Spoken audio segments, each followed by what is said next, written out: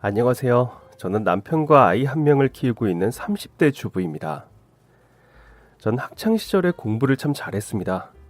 전교 1등을 놓쳐본 적이 없을 정도로요. 그런절 질투하는 친구들이 좀 있었는데 그중 저로 인해 늘 전교 2등을 하던 친구가 있었어요. 나 이번에 점수 몇 점 나왔니? 시험만 끝나면 찾아와 묻던 여자였죠. 글쎄, 아직 점수 안 매겨봐서. 근데 좀 잘 못 본 것 같아. 제가 그렇게 말하면 그 여자애는 입이 귀에 걸려선 자리로 돌아가곤 했어요. 하지만 결과는 늘 제가 1등이었습니다. 그때마다 그 친구는 절 째려보면서 울곤 했습니다. 난처했지만 별 수 없었습니다. 그 애가 하도 절 라이벌로 만드는 바람에 학교 선생님들도 이번엔 누가 1등을 하며 보자며 경쟁을 붙일 정도였죠. 그러나 전 한 번도 그 친구를 경쟁자라고 생각해 본 적이 없어요. 저의 경쟁자는 늘 저였거든요. 저희 집은 형편이 좋지 않았습니다. 아버지가 일찍 돌아가시는 바람에 엄마가 혼자 3남매를 먹여 살리셨어요. 전 첫째다 보니 엄마의 무거운 어깨를 잘 알고 있었습니다. 학생이라 할 수 있는 게 공부밖에 없었습니다. 전 벽보에 제가 전교 1등이라고 붙는 걸 엄마에게 보여주고 싶었어요. 그러나 그럴 때마다 엄마는 눈물을 훔치시며 저에게 미안해했어요. 이렇게 공부를 좋아하고 자랐는데 대학 갈 돈이 없어서 어떡하니. 공부가 뭐 대학 가는 사람만 하는 건가? 엄만 딸이 1등인 게 자랑스럽지 않아? 당연히 자랑스럽지. 근데 엄마가 못나서 미안해서 그래. 에이, 그런 소리 마라. 내가 1등인데도 가기 싫어 대학에 안 가는 거다. 보여주기 위해서라도 계속 1등 할 거야. 엄마는 학교에서 경비 일을 했습니다. 학교 경비 아줌마가 저희 엄마라는 건 학교 선생님들 외엔 아무도 몰랐어요. 전 엄마가 경비 일을 하더라도 제가 1등인 벽보를 보고 행복하기를 바랬어요. 아빠만 살아계셨어도. 됐어. 빚만 잔뜩 남긴 아빠 살아있었으면 더 큰 사고를 쳤을지 누가 알아? 엄마더러 미안하지 말라고 한 말이었는데 엄만 눈물만 흘렸습니다. 네, 저도 이미 알고 있어요. 저희 집이 저 대학 보내줄 형편이 되지 않는다는 걸요. 아버지가 돌아가신 후 빚까지 남아서 전 학자금 대출 같은 건 꿈도 꿀 수 없었습니다. 중학생 때만 해도 그것 때문에 반항심이 얼마나 컸는지 모릅니다. 난 공부도 잘하고 똑똑한데 왜 대학에 못 가느냐고 빚을 내서라도 보내달라고 떼를 썼어요. 그런 저에게 엄마가 아빠가 돌아가시면서 생긴 빚에 대해 알려주었습니다. 한동안은 공부도 안 하고 집에도 안 들어가 엄마 속도 많이 썩였습니다. 엄만 그런 저를 붙잡아 달래면서도 대학에 보내준다는 약속은 끝내 하지 못했습니다. 전 확실히 알았어요. 난 대학에 갈 수 없다는 것을. 그렇지만 공부는 잘하고 싶었습니다. 또 혹시 모르잖아요. 잘하다 보면 또 언젠간 기회가 생길지도요. 그러나 고등학교를 졸업할 즈음에도 저희 형편은 나아지지 않았습니다. 수학능력 시험을 보러 가는데 마음이 이상했습니다. 결국 전 일부러 수학능력 시험 답안지를 밀려 썼어요. 다른 사람들이 제가 대학에 안 가는 진짜 이유를 끝까지 추측조차 할 수 없길 바랬어요. 그렇게 전 제 학창시절의 마지막 성적표를 제 손으로 엉망으로 만들어버렸습니다. 다른 친구들은 모두 대학원서를 쓰던 그때 전 아르바이트를 시작했습니다. 그래도 통장에 돈이 들어오기 시작하자 어른이 된 것 같아 기분이 좋았어요. 그러나 학교에 오면 제 손을 뒤집는 일이 왕왕 있었습니다. 하루는 전교 2등 하던 친구가 저에게 와서 비아냥거리더군요. 넌 어쩜 수능에서 그런 실수를 하니? 여태 한 번도 안 하던 실수 아니야? 다시 공부해서 가면 돼. 그럴 것 같으면 왜 그렇게 죽어라 1등을 했대? 그건 내가 공부를 잘해서 한 것뿐이야. 내가 공부 잘하는 걸 뭐 어쩌라는 거야? 그러니까 내 말이 공부는 죽어라 잘하면서 왜 그런 멍청한 실수를 했냐고. 속이 뒤집혔습니다. 그즈음엔 저도 날이 좀 서 있었어요. 모두가 제 얼굴만 보면 물었으니까요. 왜 대학에 안 가느냐고. 전 답안지를 밀렸었던 답이 있어서 차라리 낫다고 생각했습니다. 곧 죽어도 가난해서 못 간다는 소리는 하기 싫었습니다. 이번엔 실수해서 못 가지만 어차피 공부 잘하니까 다음에 가면 된다고 당당한 척 말하고 다녔습니다. 조금만 있으면 졸업이었습니다. 엄마가 학교 경비원인 것도 들키지 않았고 가난하다는 사실도 잘 숨겼으니 일단 졸업이나 하자 싶었습니다. 그런데 졸업 직전 교실 안에 소문이 퍼지고 말았습니다. 야, 경비 아줌마 말이야. 우리 반에 엄마라는데? 누구 엄마? 전교 1등. 어머. 엄마가 학교 경비원인 것이 밝혀지자 제가 수능시험 답안지도 일부러 밀려 쓴 것 아니냐고, 가난해서 대학에 못 가는 거 아니냐는 말까지 나왔죠. 문제는 그 말이 다 사실이었다는 겁니다. 설상가상으로 아르바이트하는 모습도 반 친구에게 들키고 말았습니다. 그것도 하필 전교 2등 친구에게요. 머리를 예쁘게 파마한 그 친구와 제 모습이 대조되면서 어찌나 창피하던지. 그 친구는 소문의 실체를 확인한 것처럼 의기양양한 표정으로 절 모른 척 지나갔습니다. 시간이 지나 20대 후반. 저는 이 직장 저 직장 전전하다가 엄마의 뒤를 잇듯이 학교 경비원이 되었습니다. 사립학교의 경비원 자리였는데 출퇴근 시간도 일정하고 지금껏 고줄로 다닌 직장보다 처우가 훨씬 좋았습니다. 엄마가 하던 일이니까 저도 자부심을 갖고 일을 시작했습니다. 그런데 그곳에서 달갑지 않은 사람을 만났습니다. 바로 전교 2등 그 친구였죠.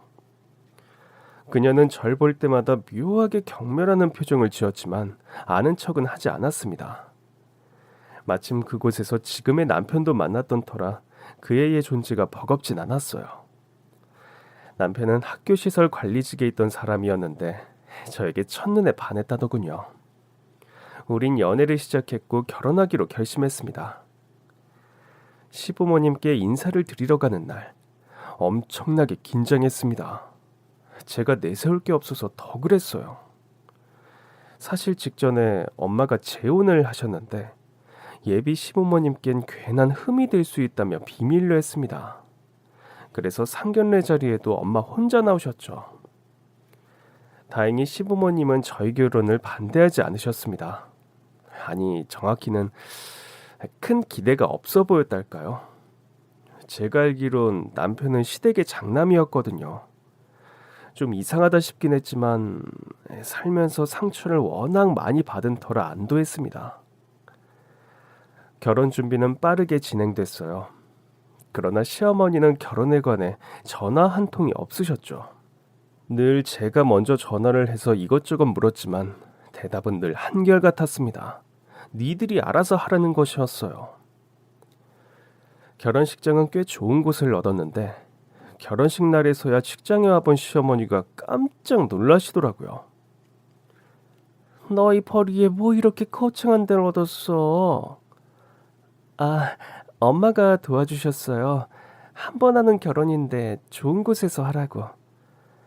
없는 돈을 쓸데없이도 쓰는구나. 너희 어머니도 학교 경비원 출신이시라며? 예? 학교 경비원도 집안 내력이니? 검사, 의사, 교사 같은 사자 돌림 집안은 봤어도 학교 경비원 집안은 처음 본다 얘. 신부 대기실이었습니다. 전 뺨이라도 한 대 얻어맞은 것처럼 얼얼했어요.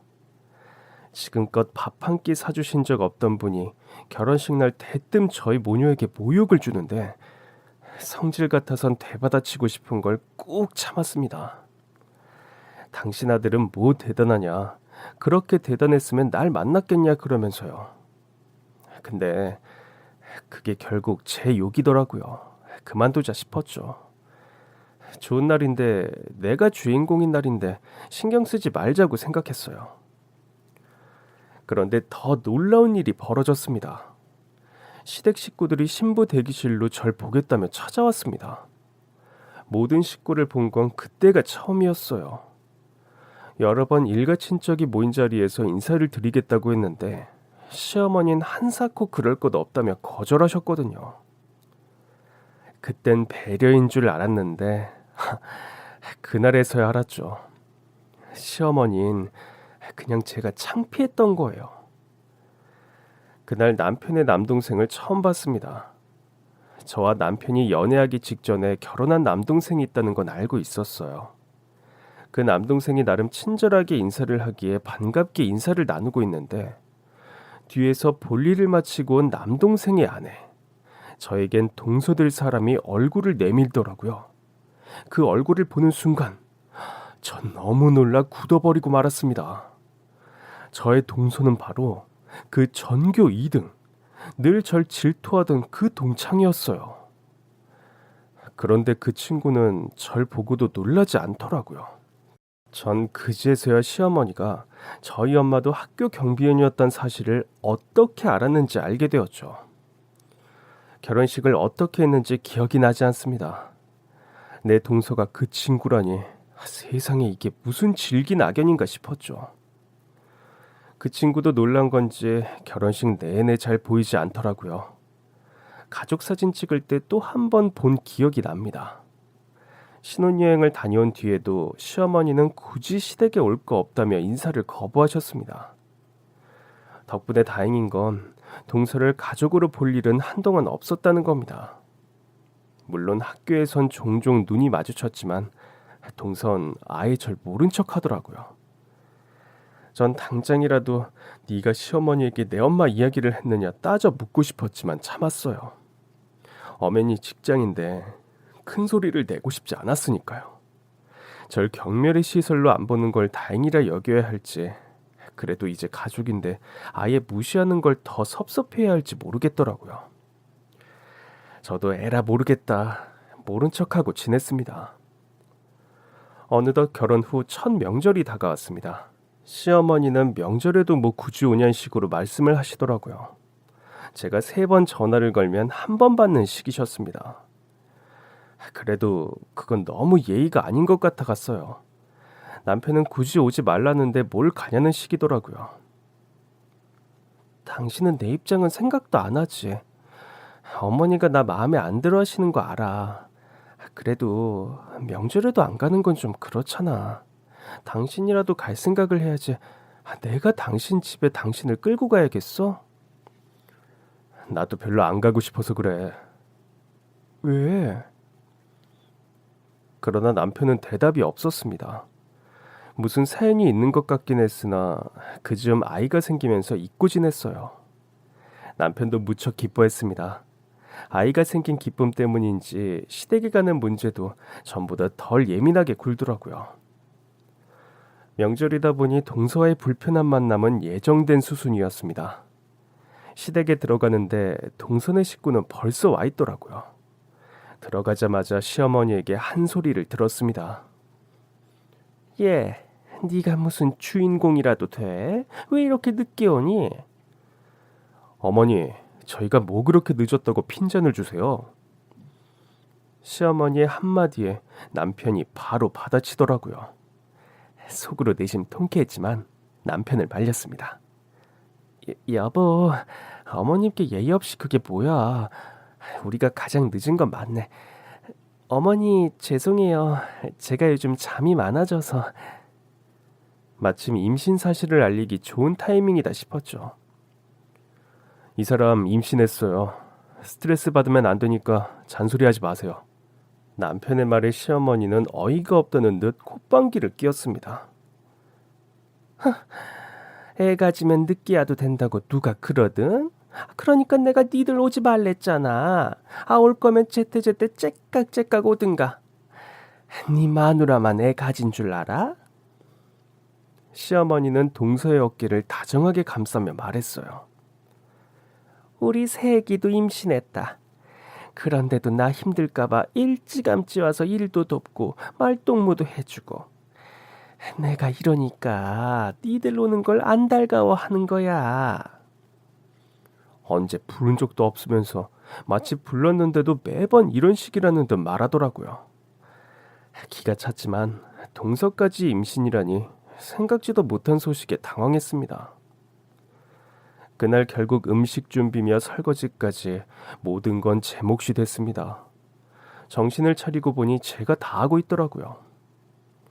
동서는 열심히 하는 척하다가 시어머니만 자리를 비우면 갑자기 화장실에 간다며 한참을 있다가 오질 않나.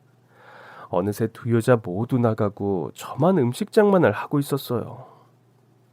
밥을 먹을 땐 또 어땠게요. 전 음식장만을 하고 나르느라 가장 마지막에 상에 앉았는데 이미 다른 식구들은 거의 다 먹은 상태더라고요. 서둘러 허겁지겁 먹고 있는데 시어머니가 간장게장 접시를 저한테 내밀더라고요. 웬일로 챙겨주나 싶어 감사하다고 말하려던 그때였습니다. 그건 내가 배만 발라 먹은 건데 다리에 살이 그득그득하더라. 다리 잘라서 쪽쪽 빨아먹어. 아까우니까.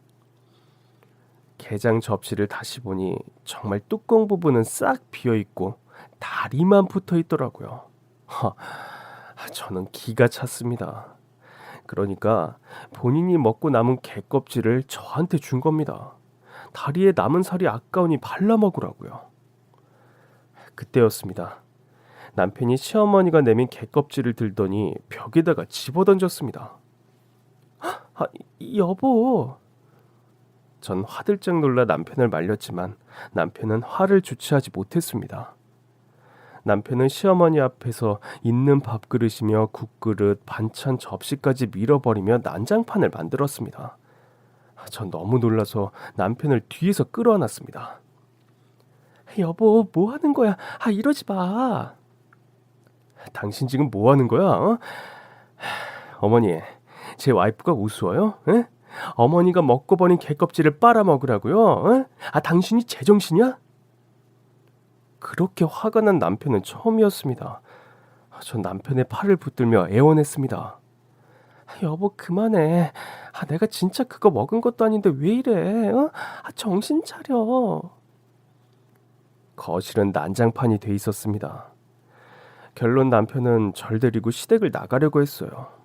하지만 전 난장판이 된 집을 두고 그냥 나갈 수 없었습니다. 그때까지만 해도 전 남편이 너무 과하다고 생각했어요. 시어머니가 절 무시한다고 해서 제가 무시할 만한 사람이 되는 건 아니잖아요. 솔직히 말해 시어머니가 저에게 그렇게 중요한 존재는 아니었습니다. 전 결국 혼자 남아 남편이 쏟아버린 음식물을 다 치우고 설거지까지 했습니다. 제가 그것들을 다 치우는 내내 다른 식구들은 도울 생각은 하질 않더라고요. 남편이 그렇게 화를 내고 갔는데도 TV나 보면서 깔깔거리질 않나. 동선 과일 깎아준다는 핑계로 그들 사이에 섞여 있었습니다. 결국 전 너무 지쳐서 만신창이가 된 채로 홀로 시댁을 나왔습니다. 택시를 타고 가야 하나 남편에게 전화를 걸어야 하나 고민하는데 저 앞에 화단에 남편이 서성거리고 있더라고요.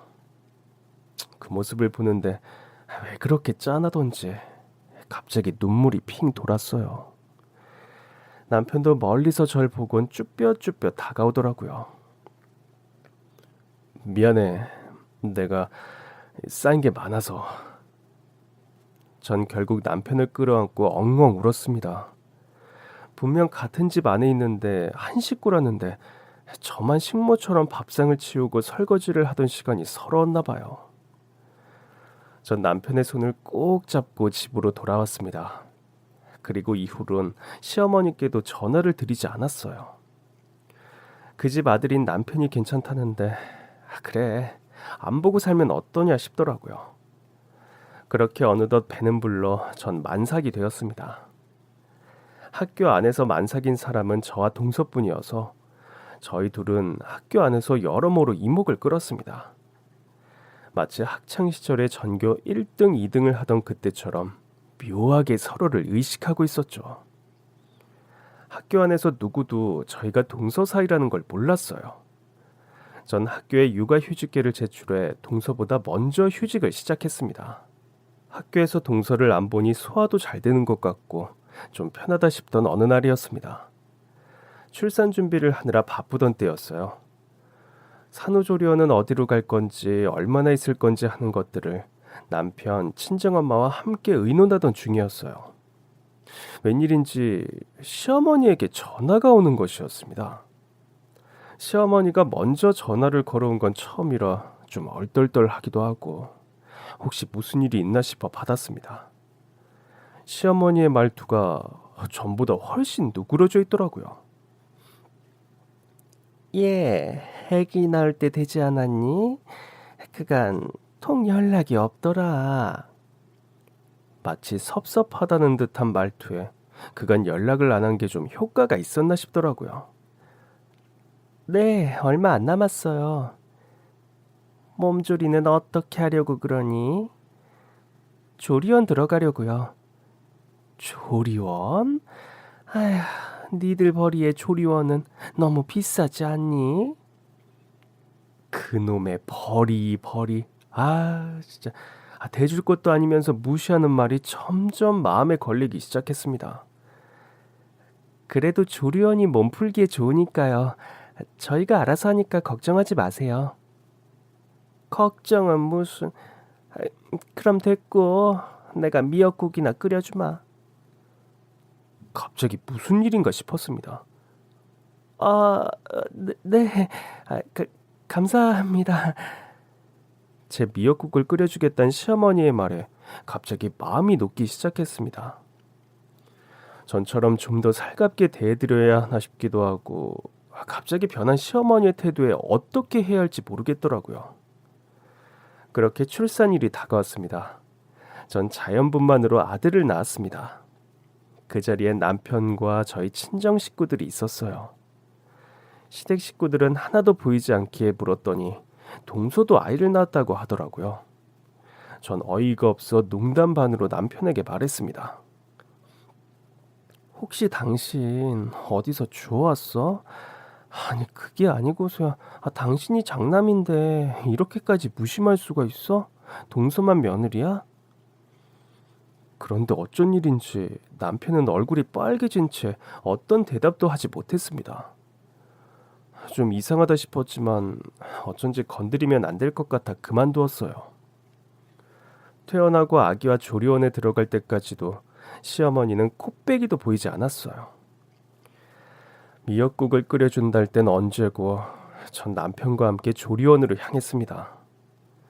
출산 전부터 남편은 조리원에 함께 있고 싶어 했지만 전 반대였어요. 조리원에서 알아서 다 해줄 텐데 당신이 있으면 더 신경 쓰인다고 나 혼자 편히 쉬겠다고 했죠. 조리원에서의 첫날, 남편이 돌아간 뒤 전 정말이지 오랜만에 혼자 쉬었습니다. 은근히 좋더라고요. 그리고 다음날, 전 조리원 안을 산책하다가 시어머니를 발견했습니다. 처음엔 제가 잘못 봤나 했어요. 시어머니는 그때까지도 전화 한 통, 문자 한 통이 없었습니다. 그런데 조리원에 와 있다니 남편에게 듣고 오신 건가 싶던 그때였습니다. 동서가 곁에 있더라고요. 동서가 같은 조리원에 있는 줄은 꿈에도 몰랐습니다. 시어머니와 동서는 어찌나 다정하던지 누가 보면 엄마와 딸인 줄 알겠다 싶을 정도였죠. 시어머니는 동서를 꼭 안아준 뒤 조리원을 나가는 듯 했습니다. 전 기가 차서 그 모습을 멍하니 보고 있었어요. 마침 돌아서던 동서가 절 발견했습니다. 기가 찼지만 딱히 말을 섞고 싶지 않아 제 방으로 돌아가려던 그때였습니다. 어머 형님 맞죠? 모른 척 묻는데 어찌나 얄밉던죠. 전 마지못해 동서를 돌아봤습니다. 동서도 여기 있는 줄 몰랐네. 동서는 반갑다는 듯 다가왔습니다. 어머머머머, 역시 어머니 통도 크셔라. 전 동서가 무슨 말을 하는 건가 싶었습니다. 형님도 어머니께서 이 산후조리원 끊어주신 거예요? 하긴 형님네 형편에 이런 고급 조리원이 가당키나 하겠어요? 세상에 어머님께서 이번에 큰돈 쓰셨네요. 전 머릿속이 새하얘지는 기분이었습니다. 그러니까 어머니께서 동서 산후조리원 비용을 내주셨다고? 네, 형님도 내주신 거 아니에요? 전 대답할 수 없었습니다. 당황한 제 표정을 본 동서가 실수했다는 듯, 하지만 어쩐지 고소하단 눈초리로 말을 이어갔습니다. 어머, 제가 실수했네요. 설마 형님은 안 내주신 거예요? 어머, 어머니께서 깜빡하셨나 봐요. 전 그 말이 더 열받았습니다. 뭘 깜빡하셨다는 거야? 내 산후조리원 비용? 아니면 나도 애 낳은 걸 깜빡하신 건가? 맞다. 그래서 여기 계신 거죠. 아기는 건강하죠? 전 그제야 깨달았습니다. 동서는 학창 시절의 전교 2등, 그 여자애와 조금도 다르지 않다는 걸요. 말로만 형님, 형님 하면서 여전히 절 견제하고 약 올리고 있었어요. 그러나 그땐 제가 1등이었지만 지금은 그녀는 학교 교사, 전 학교 경비원이라는 차이가 있었죠. 전 화를 꾹 참으며 말했습니다. 아주 건강해. 그러고 보니 동서 아이는 딸이라며? 예쁘겠네. 어머, 제 소식은 들으셨군요. 그럼 그래도 한 식구인데 아기를 낳았는지 뭘 낳았는지 정도는 알며 살지. 그게 도리니까. 형님도 참 섭섭하셨구나. 제가 워낙에 바빴어야죠. 전 학교 교사잖아요. 육아휴직 전까지 처리할 것도 너무 많은데다 휴직하자마자 출산까지 하느라 정신이 없었어요. 형님이야 뭐 인수인계할 만한 일도 아니고 아무나 할 수 있는 일이니까 그냥 육아휴직에 딱 내고 오셨겠지만. 말에 씨가 가득 담겨 있다는 걸 알았지만 꼭 참았습니다. 산후조리원에서 얼마 전에 출산한 산모 둘이 머리채 잡고 싸울 순 없잖아요. 가서 쉬어. 좀 피곤하다. 저기 형님, 근데 이쯤에서 마무리하고 가려는데 동서가 절 붙잡았습니다. 뭐, 또 할 말이 뭔데? 동서가 저에게 한 발, 두 발 더 가까이 다가오더니 귀에 가까이 대고 말했습니다. 개같이 학교나 지키는 주제에 아들 낳았다고 유세 떨 건 아니지? 순간 온몸에 소름이 돋았습니다. 가까이 선 동서의 눈빛은 학교에서 절 경멸에 차보던 그 눈빛과 똑같았습니다. 가슴이 부글부글 끓었습니다. 너 지금 뭐라고 했니? 동서는 비열한 미소를 지으며 말했습니다. 제가 뭐라고 했다고 이러세요? 증거 있어요? 전 기가 찼습니다. 동서, 아들 낳은 게 유세인 시대는 아니잖아. 왜 넌 아직도 나한테 열등감을 느끼니? 내가 아무리 학교 경비원이고 네가 교사여도 도저히 전교 1등 못한 건 해소가 안 돼? 그 순간 동서는 제 머리칼을 휘어잡았습니다. 순식간에 산후조리원 복도는 아수라장이 됐어요. 직원들이 달려와 저희를 말렸지만 저도 동서의 머리카락을 야무지게 휘어진 상태였습니다. 이거 놔 이년아. 네가 먼저 놔. 결국 저와 동서는 서로의 머리카락을 한 움큼씩 뽑은 뒤에야 서로에게서 떨어졌습니다. 그것도 산후조리원 직원들이 겨우 힘으로 떼어낸 것이었어요. 그날 밤 산후조리원에 들른 남편을 붙잡고 엉엉 울었습니다. 그리고 처음으로 학창시절부터 이어진 동서와의 관계에 대해 털어놓았어요. 남편도 화들짝 놀라더라고요. 남편에게라도 동서와의 관계를 털어놓자 마음이 좀 후련했습니다. 다음 날부터 산후조리원 직원들은 저와 동서가 만나지 않게 하려고 무척 신경을 쓰더라고요. 그날 제 방에 시어머니가 찾아왔습니다. 아기 모유를 준 뒤 잠에서 막 깬 참이라 정신이 없던 때였어요. 시어머니의 손엔 큰 보온병이 2개 들려 있었습니다. 내가 정신이 없어서 이제야 왔다. 몸은 좀 어떠니? 아들이라며? 동서를 돌보느라 정신이 없었겠지 싶어 대꾸도 하고 싶지 않았습니다. 제가 별말 없이 있는데도 상관없다는 듯 시어머니는 보온병 하나를 침대 옆 테이블에 올려두었습니다. 얘따, 내가 끓여주겠다고 한 미역국. 시어머니는 방 안을 둘러보더니 말했습니다. 아니, 이 방이 더 크네. 너 도대체 돈이 어디서 썩어나서 이 비싼 산후조리원에 들어온 거니? 아휴, 됐다. 지들 없는 돈 털어 쓴다는데 내가 무슨 상관이야? 에휴. 시어머니는 절 돌아보지도 않은 채 문 쪽으로 가며 그랬습니다. 몸조리 잘해라. 난 바빠서 간다. 그리곤 정말 문을 열고 나가더라고요. 전 덩그러니 남겨진 보온병을 봤습니다. 그래도 약속이라고 미역국을 끓여오긴 한 모양인데 솔직히 말해서 쳐다보고 싶지도 않더라고요. 멀찍이 치워둘 생각으로 보온병을 들었는데 순간 구수한 냄새가 코를 자극하는 거예요. 뭘 끓인 건가 궁금하긴 하더라고요. 결국 뚜껑을 열어보았는데 이게 웬일인지 커다란 전복에 그득그득 든 미역국이 아니겠어요. 아이를 낳은 직후라 온몸이 예민해 후각도 예민할 때였거든요. 냄새만 맡아봐도 전복이 얼마나 싱싱한지 알겠더라고요. 말은 못되게 해도 산모라고 좋은 미역국을 끓여온 모양이다 싶어 미운 정도 정이라고 마음이 뭉클했습니다. 전복 미역국을 보는데 어찌나 입맛이 돌던지 밥이라도 먹어야 하나 싶어 일단 식지 말라고 보온병 뚜껑을 닫은 뒤 즉석밥이 어디 있나 찾으려던 그때였습니다. 노크도 없이 문이 열려 깜짝 놀라 보니 시어머니가 숨을 헐떡이며 서 있더라고요. 머리카락이 바람에 휘날린 것처럼 휑하니 넘어가 있는데 그것도 모른 채 말이죠. 전복 미역국을 본 뒤라 그런지 말도 밉게 못하겠더라고요.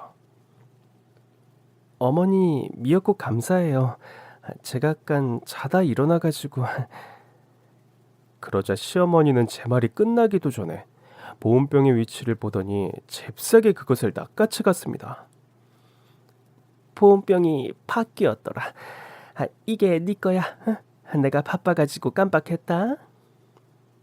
이상했습니다. 시어머니가 주고 간 보온병 안엔 분명 전복 미역국이 들어있었으니까요. 제가 보온병 뚜껑을 꽉 닫아둔 탓에 시어머니는 제가 내용물을 봤다는 생각을 못하는 눈치였어요. 전 모른 척 물었습니다. 그럼 좀 전에 두고 가신 보온병에 뭐가 들었는데요? 여기? 팥죽. 내가 먹고 싶어서 산 건데 거기다 담아왔거든. 물론 네 미역국은 내가 끓인 거야. 전 좀 어리둥절했습니다. 아무래도 시어머니가 보온병을 착각하는 것 같아 방금 주신 게 미역국이 맞다고 말하려던 차였습니다. 나 간다. 시어머니는 뭐가 그렇게 급한지 냉큼 또 나가버렸어요. 전 결국 보온병을 들고 시어머니를 따라 나갔습니다. 그리고 문을 연 순간 저 앞에서 시어머니가 동서에게 저에게 주었던 보온병을 내미는 모습을 봤어요. 분명 팥죽이라고 했는데 동서가 팥죽이 먹고 싶다고 했던 건가 싶었죠. 그런데 뭔가 이상했습니다. 동서도 산모인데 굳이 팥죽을 사다 줬을까 싶은 거예요. 정말 사다 준 건지 말이나 그렇게 하는 건지 궁금해서 방으로 돌아와 보온병을 열어보았습니다. 그런데 이게 웬일인지 그 보온병 안에도 미역국이 들어있었습니다. 그러나 그 미역국 안에는 전복 같은 건 없었어요. 그리고 냄새를 맡는데 단박에 알겠더라고요.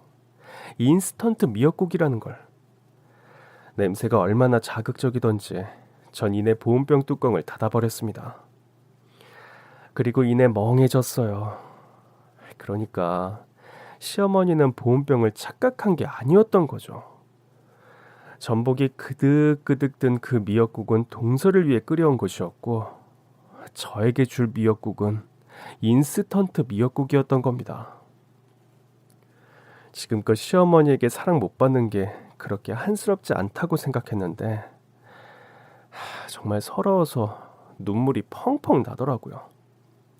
제가 학교 경비원이어서 직업이 별 볼 일 없을 뿐이지 뭐 그렇게 잘못한 게 있나 싶었어요. 그게 마음에 안 들면 애초에 결혼을 반대라도 하든가 무관심한 투로 일관하더니 교사인 동서에겐 비싼 산후조리원 비용은 물론 정성 가득한 전복 미역국을, 저에겐 인스턴트 미역국 하나 달랑 끓여다 주는 시어머니가 너무 미웠습니다. 너무 화가 나서 남편에게 전화를 걸었습니다. 이야기를 들은 남편이 퇴근 후 바로 산후조리원으로 왔어요. 전 남편을 끌어안고 울었습니다. 남편은 자신이 전복 미역국을 끓여주겠다며 절 달래더라고요. 전 결국 웃고 말았습니다. 다음날 남편은 정말 싱싱한 전복이 그득그득 든 미역국을 끓여왔어요. 맛이 너무 좋아서 혹시 사왔느냐 물으니 사실은 저희 친정엄마가 끓여주셨다고 하더라고요. 전 친정엄마가 저보다 재혼한 새아버지랑 시간을 보내길 바랬어요. 그래서 산후조리원도 오실 것 없다고 한사코 말렸는데 그 일을 엄마도 알게 된 건지 그날 이후 엄마가 맛있는 음식을 해서 자주 산후조리원을 오갔습니다.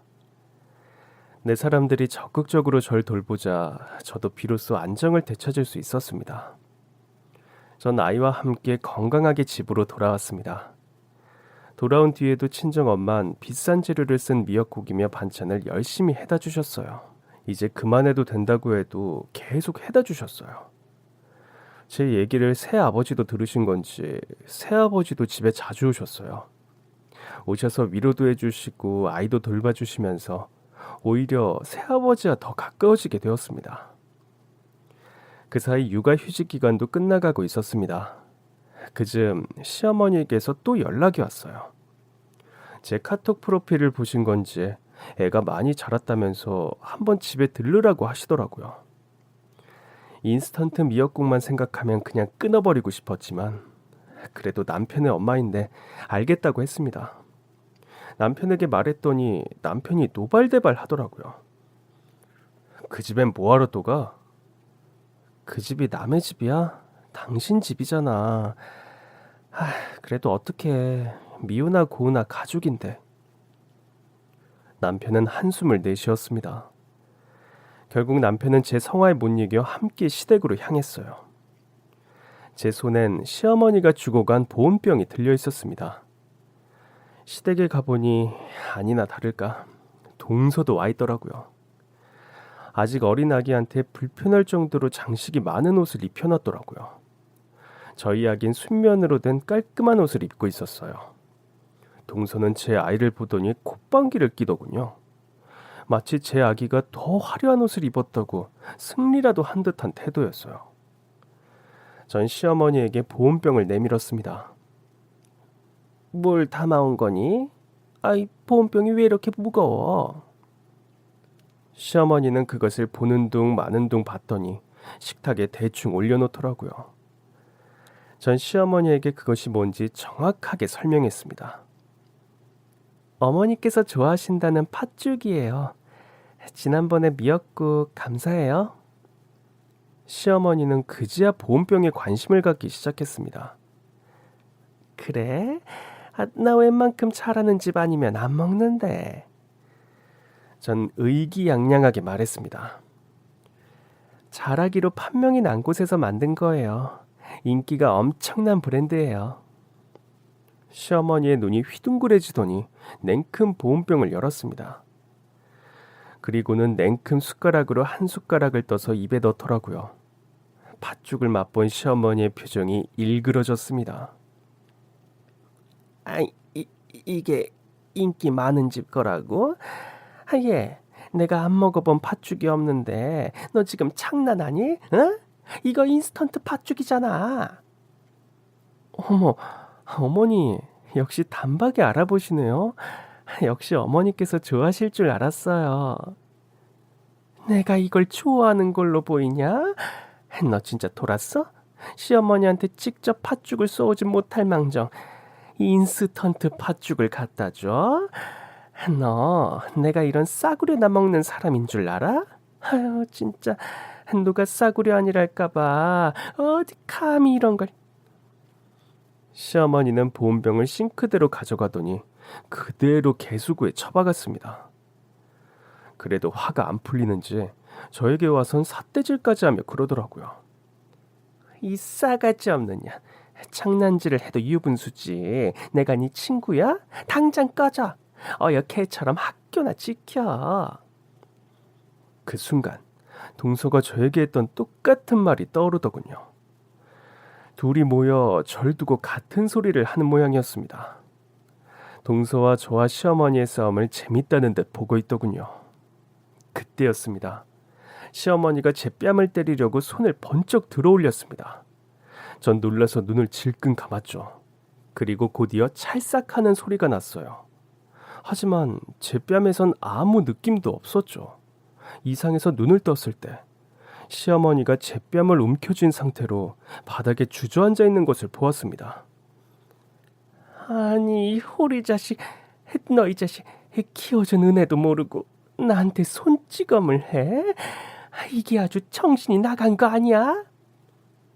뺨을 때린 건 남편인데 얼굴은 남편이 더 시뻘개져 있었습니다. 키워준 은혜? 방금 애 낳은 사람한테 먼저 인스턴트 미역국 끓여다 준 게 누군데? 시어머니는 씩씩거리며 자리에서 일어났습니다. 아, 너 지금 그것 때문에 이러는 거야? 그래서 네 와이프가 나한테 인스턴트 팥죽 끓여서 쇼를 한 거구나. 내가 미역국을 끓일 줄 알면 그렇게 했겠니? 그래도 내가 시어머니니까 내 실력보단 대기업에서 만든 인스턴트 미역국이 더 맛있겠다 싶어서 끓였다. 그게 그렇게 잘못된 거냐? 요즘 인스턴트가 얼마나 잘 나오는데. 저는 기가 찼습니다. 그래서 그렇게 좋아하시는 대기업표 인스턴트 팥죽을 끓여다 줬는데 노발대발 화를 낸 게 누군데요? 그러나 남편이 시어머니의 뺨을 때린 건 저에게도 충격적인 일이라 차마 대꾸를 못하겠더라고요. 당신 그리고 재수씨, 남편은 시어머니와 동서를 가리켰습니다. 후회할 줄 알아. 이 사람이 누군지 알아? 시어머니와 동서는 동시에 어이없다는 듯 코웃음을 터뜨렸습니다. 그게 누구긴. 개처럼 학교나 지키는 경비원이지. 동서는 대꾸할 가치도 없다는 듯 비웃을 뿐이었습니다. 재수씨 다니는 학교 이사장이 누군지 압니까? 예? 당연히 알죠. 이사장님을 모를 리가 있나요? 그분이 바로 우리 와이프 새아버지입니다. 그 순간 시어머니와 동서는 눈이 휘둥그레진 채로 서로를 보더라고요. 당신들 후회하게 될 겁니다. 남편은 제 손을 잡더니 현관으로 향했습니다. 전 남편을 따라 신발을 신으며 뒤를 돌아봤습니다. 그랬더니 시어머니와 동서가 절 보면서 벌벌 기고 있더라고요. 전 난처했습니다. 일단 남편을 따라 나오긴 했는데 이 일을 어쩌나 싶더라고요. 전 아파트 앞에서 남편의 손을 놨습니다. 여보 잠깐만. 아무리 그래도 그렇지 나랑 상의도 없이 새아버지 정체를 밝히면 어떡해. 난 새아버지가 누구든 별개로 내일 하면서 살고 싶다고 했잖아. 언제까지 비밀로 할 건데. 저 사람들 벌벌 기는 거 봤지? 저 사람들에겐 그게 매야. 지위로 눌러버려야 한다고. 여보 그래도 이건 아니야. 어떻게 어머니 뺨을 때릴 수가 있어. 뭐 어때? 그 사람 내 친어머니 아니야. 뭐? 나 어릴 때 우리 아버지랑 바람나서 들어온 여자야. 저 여자 때문에 친어머니는 화병으로 돌아가셨어. 처음 듣는 이야기였습니다. 정말이야? 왜 그걸 이제 말해? 그제야 모든 상황이 이해가 갔습니다. 장남인 남편에겐 관심도 없던 시어머니, 마찬가지로 그런 시어머니에게 정없이 굴던 남편. 무슨 이런 일이 다 있나 싶었죠. 내가 자라면서 저 여자한테 얼마나 뺨을 맞은 줄 알아?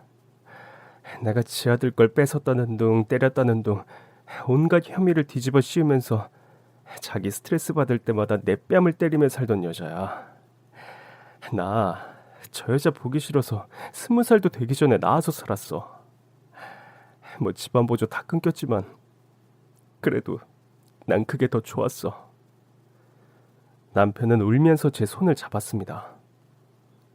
당신 처음 만나고 공부도 잘하는 사람이 가난해서 대학 못 갔다는 얘기 들었을 때 내 얘기 듣는 줄 알았어. 나도 공부를 진짜 잘했거든. 근데 내가 성적을 잘 받아올 때마다 그 여자는 내 뺨을 때렸어. 자기 아들보다 내가 공부 잘하는 게 배가 아파서. 내가 대학도 못 가고 학교시설 관리직으로 일하는 걸 알고 나서야 그때 나한테 연락이 오더라. 이제 그만 집에 한 번씩 오라고. 지 아들은 이제 선생이다 이거지.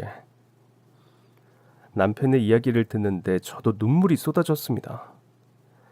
그렇게 우리 부부는 한참을 부둥켜 안고 울었습니다. 다 울고 난 뒤 남편이 저에게 부탁했어요. 우리 이제 참지 말고 장모님 장인어른에게 말씀드리자. 우리도 이제 아이 키우는 부모라지만 우리도 우리 편이 돼줄 부모가 여전히 필요하잖아. 전 결국 남편의 설득에 고개를 끄덕였습니다. 실은 저도 힘들었거든요. 새아버지와 재혼한 후 엄만 비로소 일을 관두고 살림을 하며 살고 있었습니다. 당분간이라도 자식 걱정 없이 남편 그늘에서 좀 편하게 살았으면 했어요. 새아버지는 저에게 몇 번이고 학교 경비 말고 행정실이나 이사장 비서로 근무하며 경력을 좀 쌓으라고, 그 뒤엔 이사직을 주시겠다고 늘 말씀하셨거든요.